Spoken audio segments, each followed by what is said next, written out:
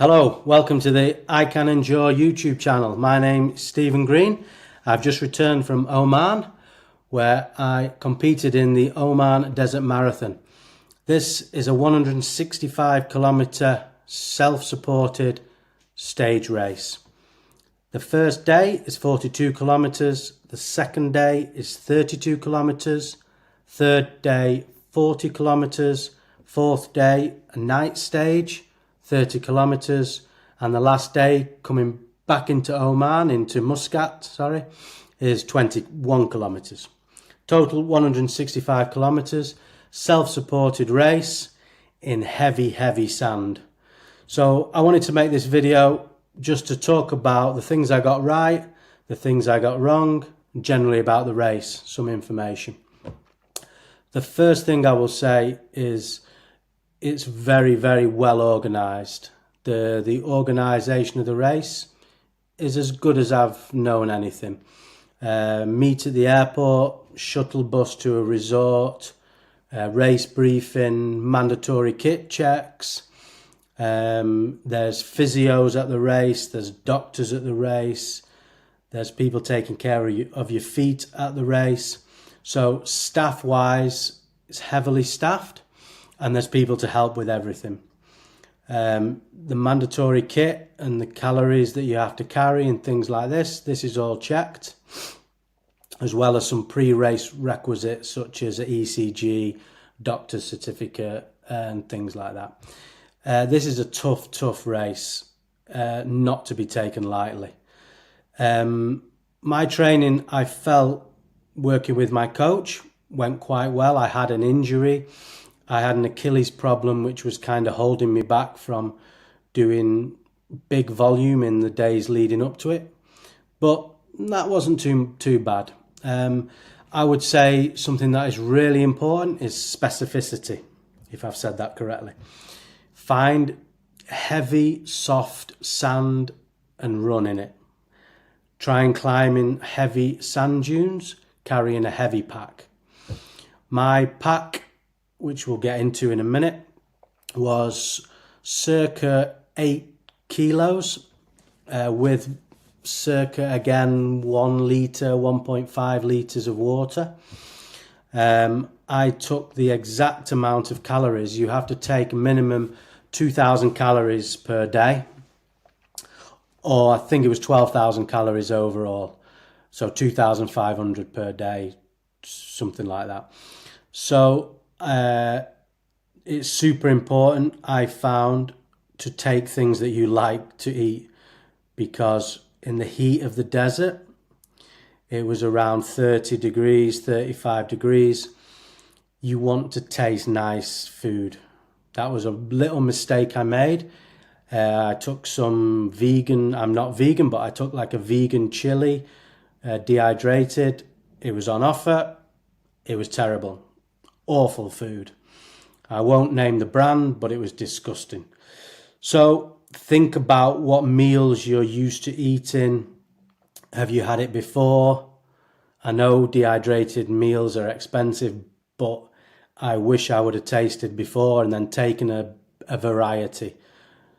Especially for in the evenings, you know, there is quite a lot of downtime in the night.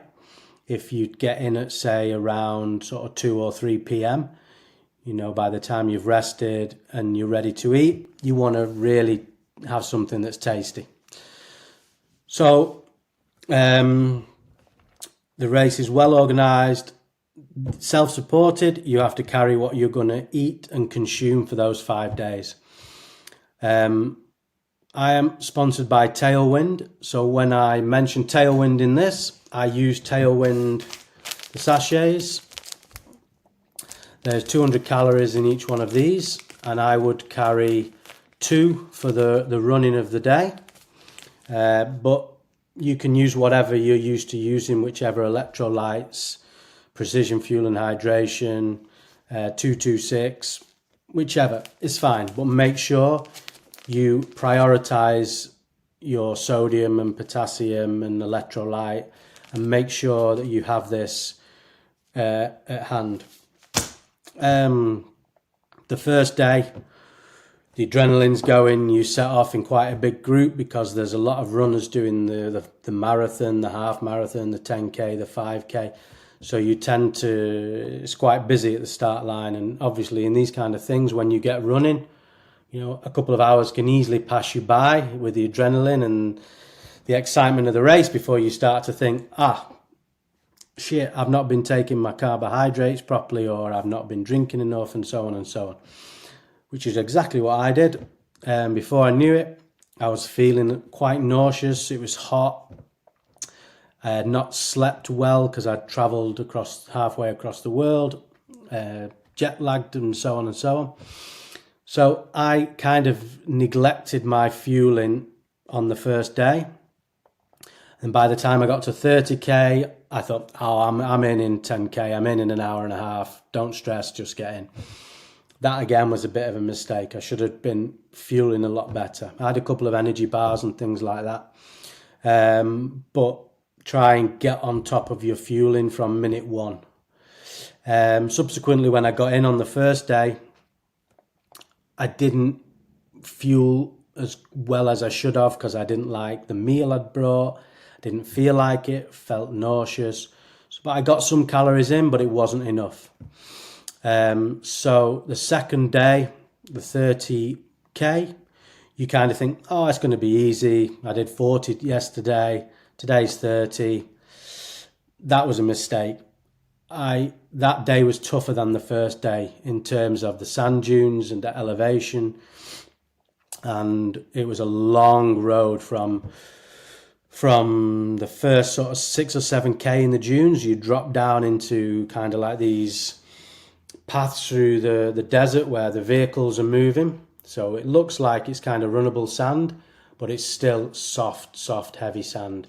You can get a sort of pace going, but before you know it, you just stopped into heavy sand and your momentum goes. Could be a slight incline. So the poles are out and you start hiking. It's hot. So it lulls you into a false sense. So the second day for me, super tough. Again, getting into the nighttime, I managed to fuel a bit better and I ate my food. Fluid wise, those first couple of days, I was drinking 2 litres between the stations. So in this race, the checkpoints are around 10 kilometres and you get unlimited water however much you want. I'll show you on my pack in a minute how I work the water. But I was sort of basically with my tailwind, with my, say, for example, my 2 tailwind in these pockets and then water in here. So if we look on the pack, I use the Ultimate Direction 30. Okay, Ultimate Direction 30. This pack was perfect. I would just stuff my sleeping bag. Is just Marmot. I don't know what it is. Marmot kind of down. It looks quite big here, but it did pack down quite small into the bottom of my pack. And then it would kind of fill out the pack and keep everything secure. So I would stuff that in the bottom. So that was the pack. When I had it on, for example, I would have a soft flask in the top, and then I would have a water bottle in here. So my tailwind would be in here, and I would have water here. I don't like the hard flasks. You see all these desert marathons, Marathon des Sables, for example. People had these hard flasks in the tops with a solid straw. I tried it, and it just digs. The hard flasks, you would just dig into my chest here. So I went for soft flasks, and then I could just pull it out, finish it, stuff it in here, stuff it in the bottom, put water in the top. And for me, it was way more dynamic. And you can carry one spare, it weighs nothing. So that's literally how I would do it. Then in these pockets here, Don't need that. In these pockets here, on this pack, you have these pockets. I would put gels and energy bars on each side of these. And then in the zips, you have a zip at the bottom. In this zip pocket, Paracet, paracetamol, salt tablets in these. So it's a really good pack. You have the side pockets here. You can take food in these, and then you have the pocket, this pocket just to stuff in, and then the main pocket, and everything will just get stuffed in. When you get in at night, I just emptied the pack completely almost.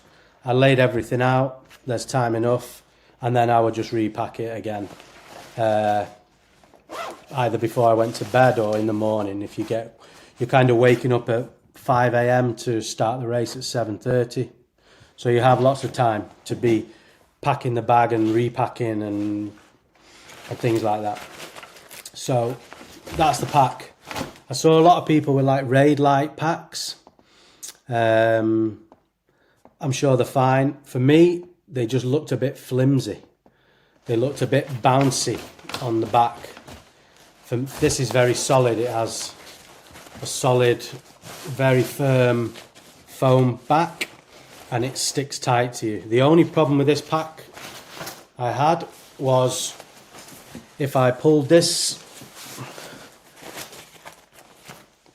if I had this part too tight here, like this, if I was too tight here, these parts would rub into my collarbone.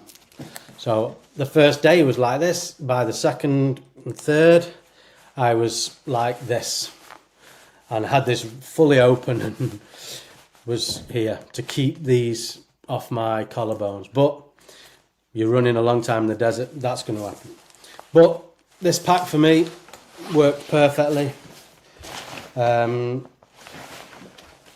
of the elastics broke, but I just did a MacGyver, and yeah, that worked fine. So that was the pack. Let's start at the top. The head, standard desert cap, got it off Temu, $2, doesn't matter, works perfectly. I had the neck covering at the back just to take the sun off, but this detached, or I would just stuff it in, whatever you want. Some people wore regular caps, whatever you want. So that was the cap. Glasses, very important. Oakley Prism. Yeah, they have these little side things to stop it coming in at the side. I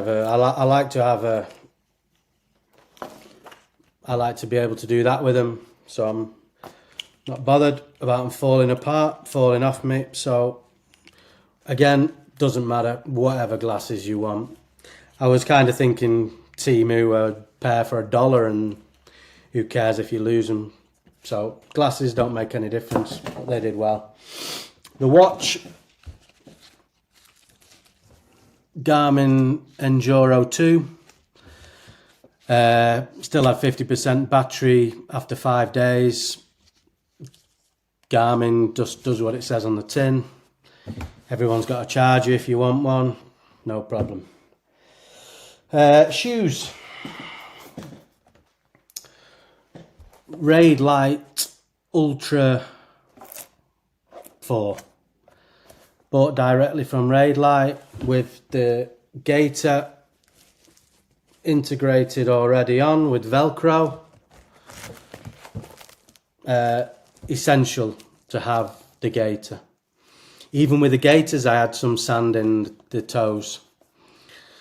I think these were about €120.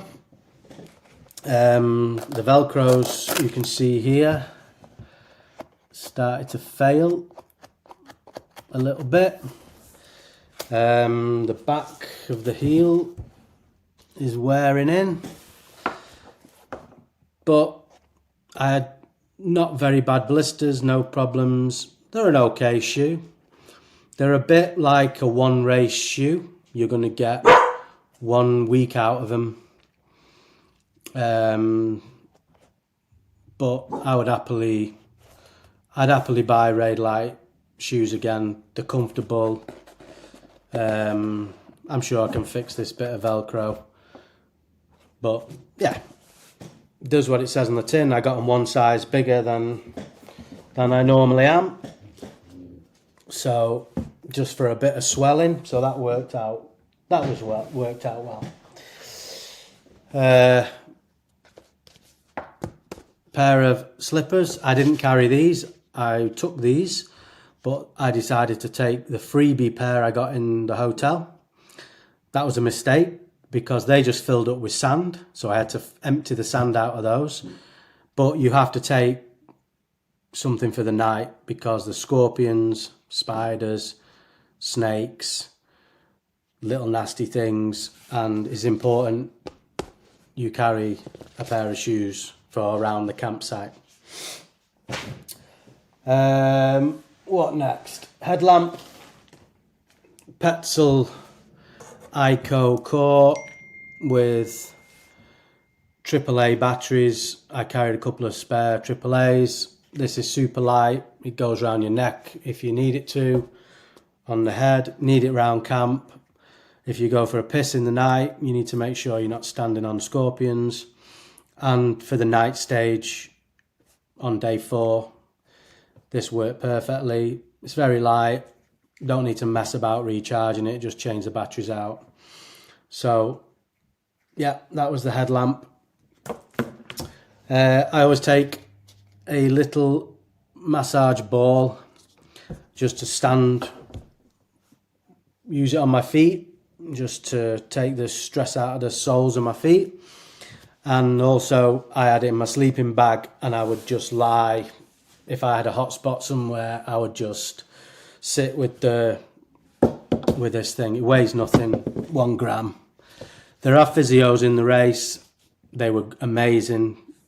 You just have to kind of get in a queue a bit, queue up with others and just kind of hang about, and they'll call you in, treat your feet, full body massages, the works. So don't have to worry too much about that kind of thing. So that was good. In the night time, it's cold, so I took a small fleece type jacket from Nerona. Super light, super thin, goes down to nothing. Use it as a pillow. Wear it in the night.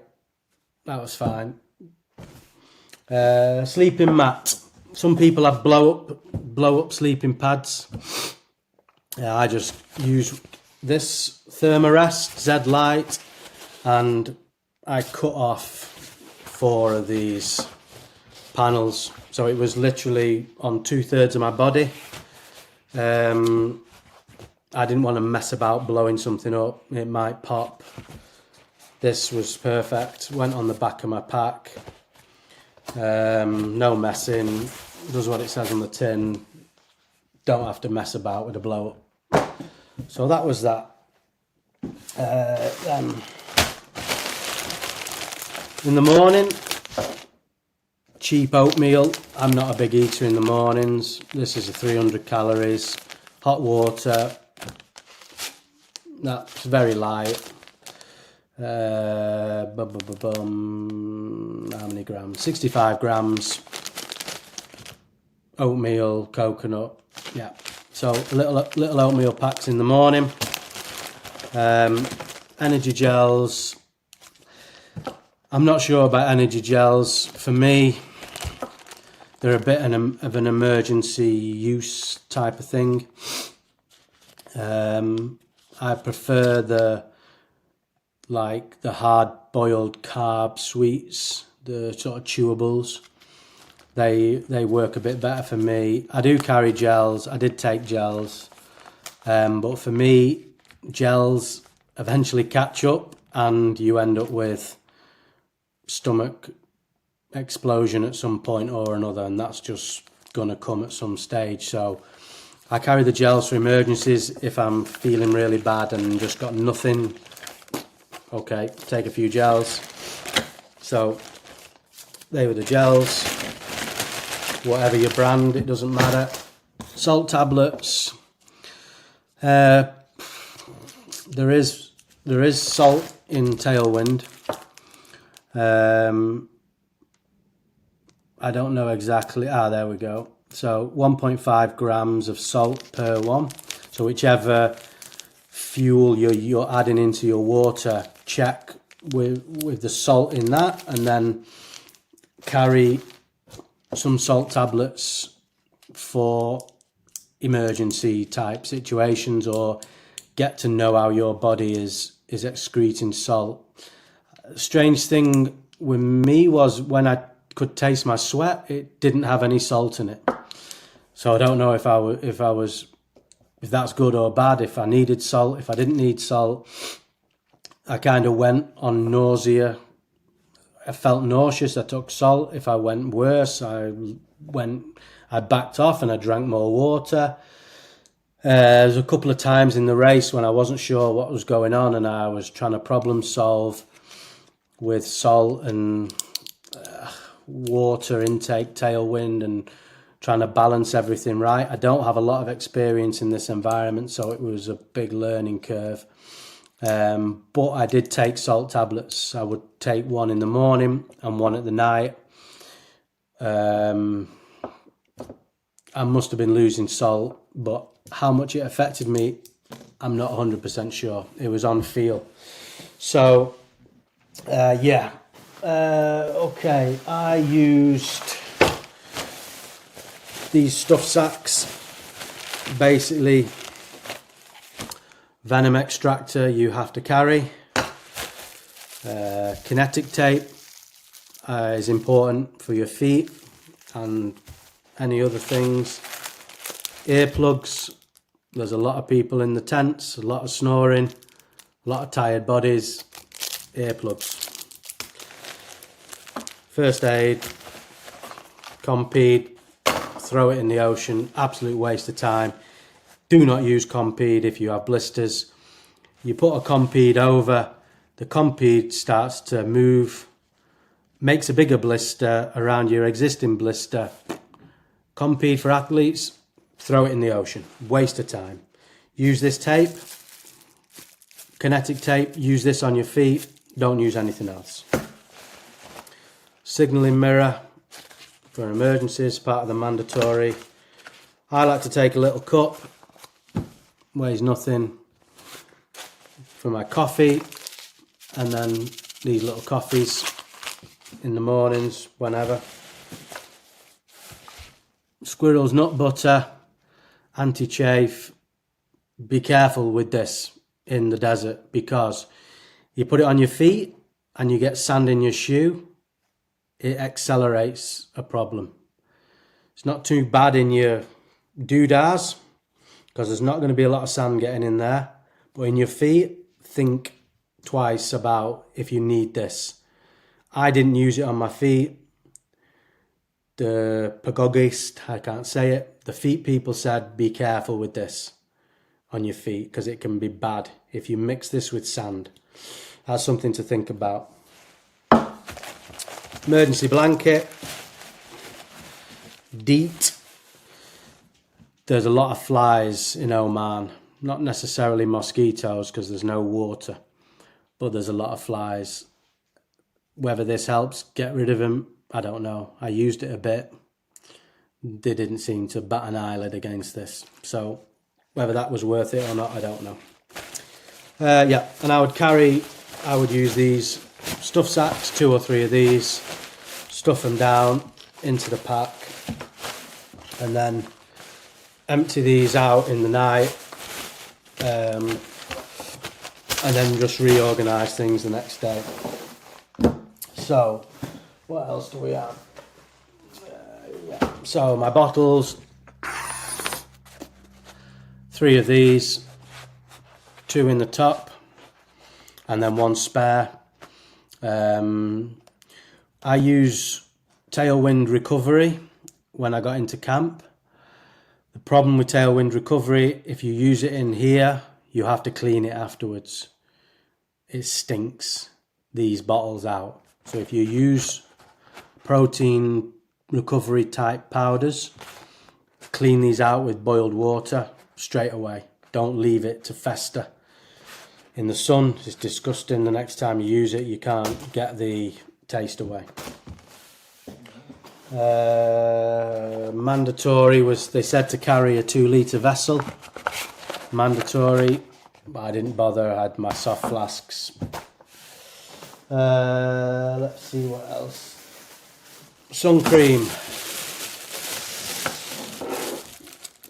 In January, it's in the winter in Oman, but it's still 35 degrees. So I bought this from one of the airports I was going through. Lip balm in one part and sun cream dispenser in this part.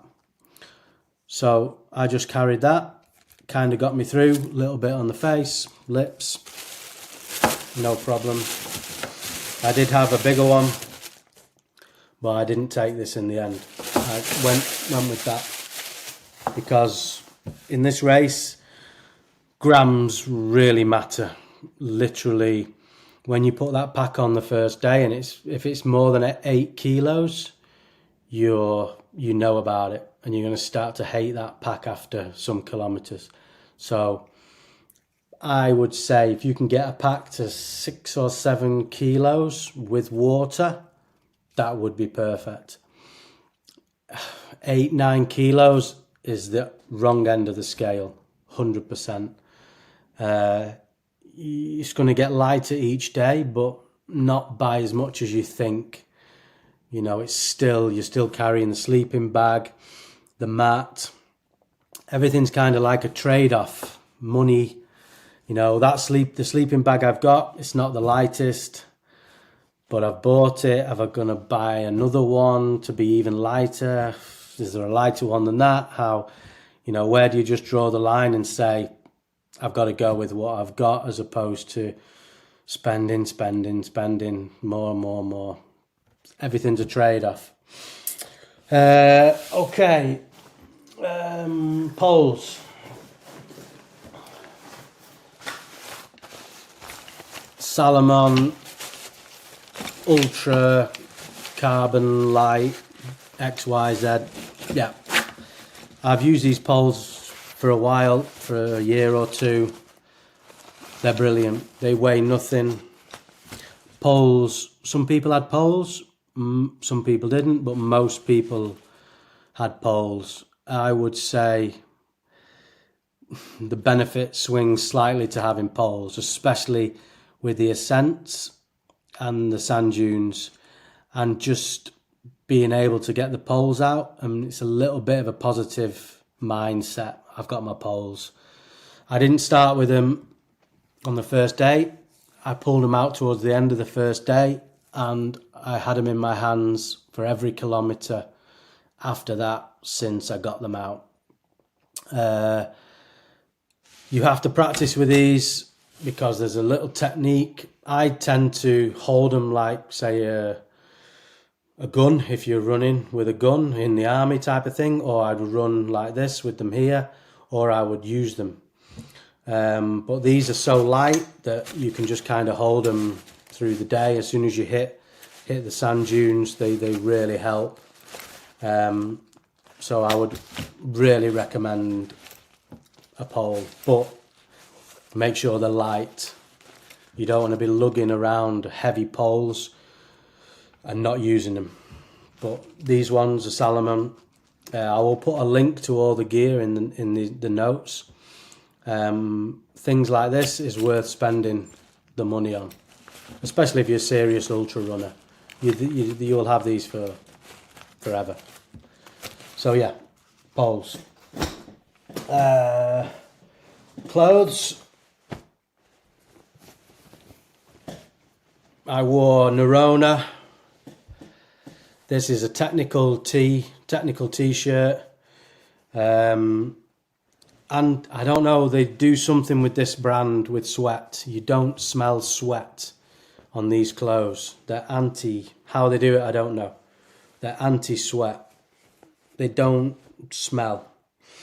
I don't know how I've cut the label, so I can't tell you what it's made of. Sorry. But go to Nerona website and you'll find out. Technical tee, long sleeved, for insects and sun on your arms. This t-shirt worked brilliant. I wore it all week. I didn't change. I didn't take a spare. Just in the camp, there's showers in the night time. So if you really want, you can just shower in your clothes, wash a little bit, however you want, quick in and out, and then hang your clothes up to dry. And that's quite nice, putting on clean clothes the next day. And yeah, so a lot of people did that, cleaned the clothes, spent time. Shorts, I just got some long, again, Adidas technical short with pockets in case I wanted to stick a gel in the pockets or something. So again, I had, and then underneath these I don't wear boxer shorts with these races. I wore cycling or compression shorts, like cycling shorts, and that really helps with the chafing. I had no chafing, no problems. So yeah, cycling shorts and these over the top, that worked pretty well.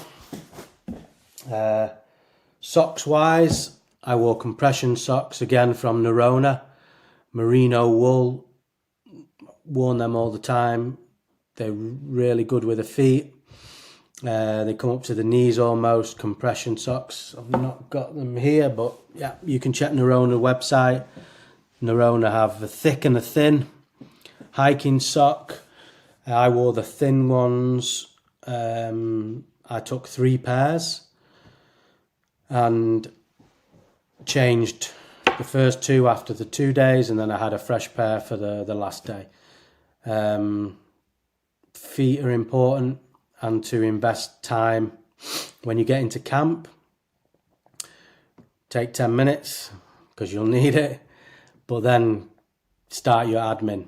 Start the feet, any problems, clean your feet, shower, fuel, water, salt. Start going through your admin as soon as you can. It's easy to get into the camp in the night of these races and think, I'll just put my head down for an hour.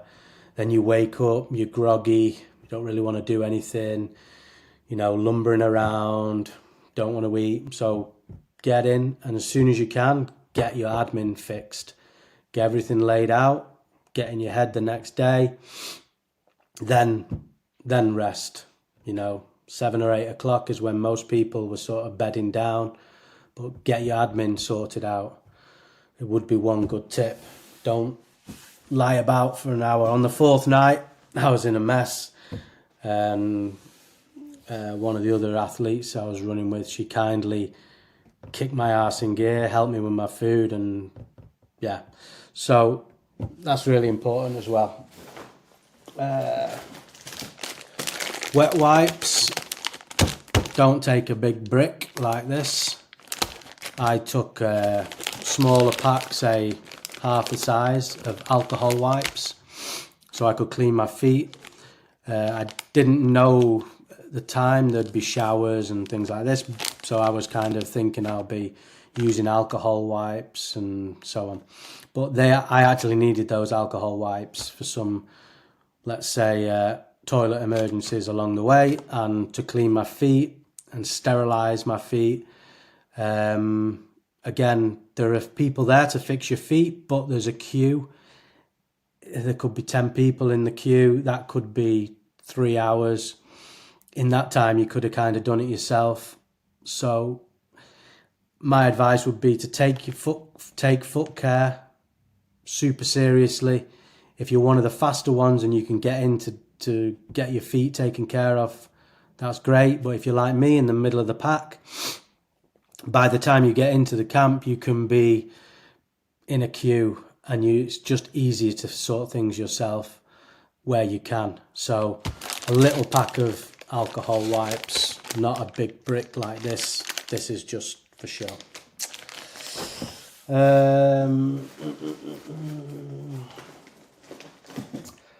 One thing. Solar panel charger, power bank, kilo weight, absolute waste of time. Don't bother. If you really want your phone, take a little power bank, keep your phone off, put it on for an hour, listen to music, turn it back off.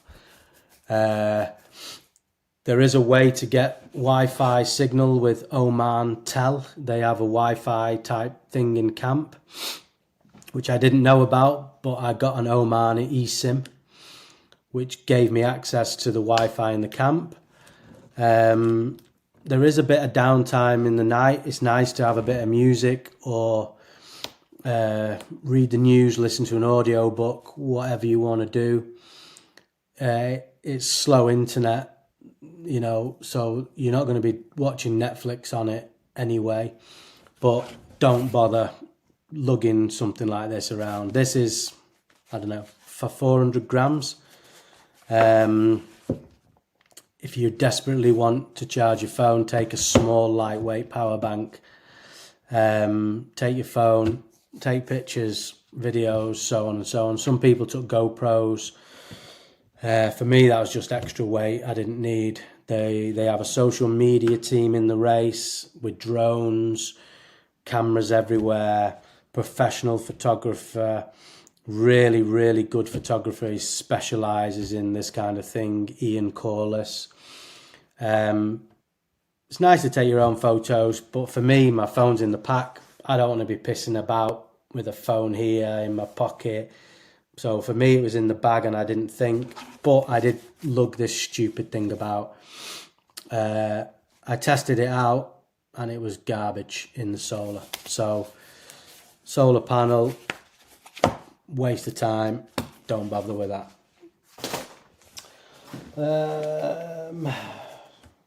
Small buff. It's a bit quite cold at night, so I would just take the buff around me. Also, there's lights coming on and off, so I use this as a sleeping mask when the lights were on. If I wanted to sleep in the day, on the night stage, you don't start till 2 p.m.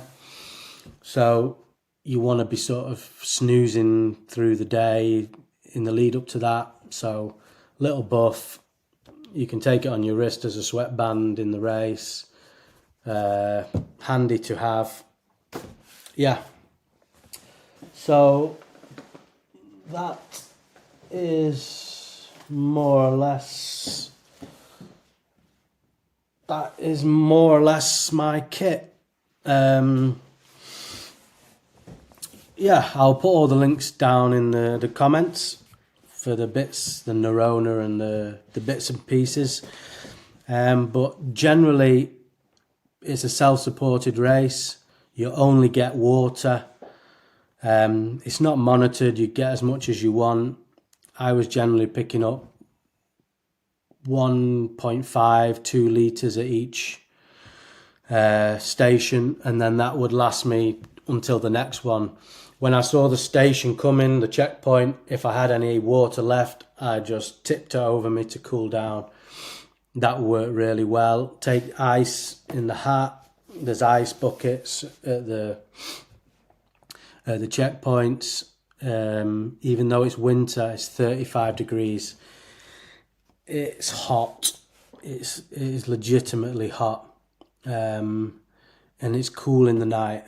So it's nice if you want to sort of carry a pair of trousers in the night, lightweight pants to put on in the night. I had one pair, just some lightweight Adidas trousers. I put them on in the mornings as well because it's cold in the morning. 5 a.m. when you get up. Even if you're in your bag and you're sort of sleeping in your boxer shorts type of thing, if you want to get out of your bag, then I would put my fleece on, my trousers on. You go around camp, queuing up for the coffee, queuing up for the toilet. There was 3 sort of blow up porta potties, pretty grim, but better than squatting in the desert type of thing. But what porta potty is not going to be grim? You know what you're getting in for when you do these things. So it is what it is. But the race had a tanker that followed these, and it was cleaning the toilets out as we went, so it wasn't a smell of crap anywhere. Really well maintained as they could be. There's ambulances in the race. There was a scorpion sting. He got treated immediately via ambulance. It's not common. It's one every couple of years. It's not a common thing. We did see scorpions, but I wouldn't let it put you off doing this kind of thing, because they're very, very few and far between. But they're there. You have to be aware of them. Hence this pump. I don't even know how to use it, but you should learn how to use it, basically. But you have to carry that. All in all, fantastic race, brilliant people, very well organised. Oman is a beautiful country. I would 100% take my family there to see more of it. And yeah, I can't praise the race enough. Everybody's there to help you. You know, you feel part of a team. A lot of experienced runners coming from doing these kind of races, and the people were fantastic. You know, when you spend 5 days intense with people, you know, it's a lot of personalities and a lot of mixing, and I've got to say it was perfect. Everybody got on amazing, everybody helping each other out. You know, some people had too much food and they were passing it on to people who didn't have enough, and everybody was just helping everybody. Great community, so that was fantastic. The organisation around the start and finish was great. Shuttle bus to a hotel, and then from the hotel to the race start, and vice versa after. Great food in the hotel, buffet, race briefings. The courses explained to you more, not in great detail. It will, okay, you have 6k of dunes, 8k of road, soft sand, so you kind of get a feel for the race. But I didn't pay too much attention, because you kind of get in your head, oh, okay, it's only 3 kilometers of dunes and then it's going to be easy. But it was not like that. It was 3 kilometers of dunes, it's tough, and then it's 10k of road, and that's even tougher because it's super soft sand and it's all uphill. So I didn't kind of let myself get sucked into a looking forward to any part of it. I just kind of knew it was going to be tough all the way.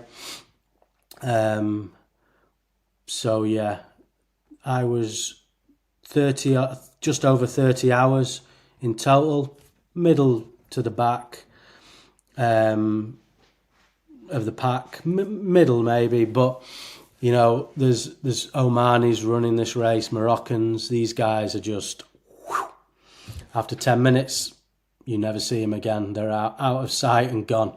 Serious athletes, just made for this kind of environment. But there are people who hike, there are people who run, people who sprint, people who hike and run. It was a real broad spectrum, and you kind of just fall into your kind of group where you're at. But yeah, great race, fantastic. So any questions about the Oman Desert Marathon, leave me a comment. I'll do my best to answer it. Other than that, give me a follow on Instagram. Please subscribe to this channel. I've got 2 more races coming in March and April here in Norway. The Sandnes Backyard Ultra in March, and the big one, Sandnes Ultra Trail 100 miles in April. I will try and do videos on those. I will try and do some videos of my upcoming training for those. My training for this race was a little bit all over the place with an Achilles tendonitis problem. That's fixed now, touch wood. So my volume can steadily go back to where it was. When I had the Achilles problem, I just diversified my training plans into a gym, stair stepper, strength training, treadmill. Not specific to Oman, but I think I just about did enough to make it enjoyable and not suffer too much. I had a 2-day rest and then I was back running again. Felt fine. No injuries, only toenail injuries, but that's what you get with these things. So going into the next 2 races in March and April, we'll get specific again, and my coach, Mr. Sondra Amdal, I'm sure will have a good regime leading into those races. So I'll try and do a few more videos about that. If you like, subscribe to this, give me a follow, Strava, Instagram, and I'll see you on the next one. Thank you.